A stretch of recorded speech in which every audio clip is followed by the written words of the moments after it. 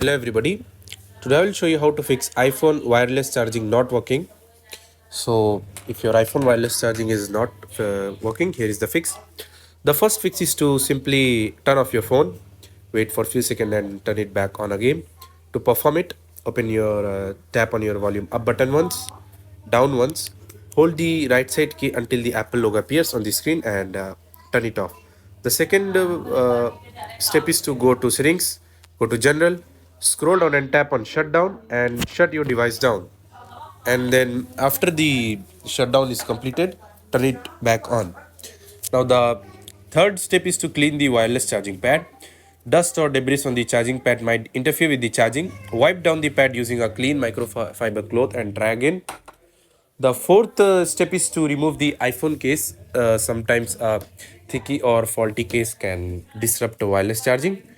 Take off your iPhone's case and then place it again. So that's it. These are the fixes which you can try. Thanks for watching.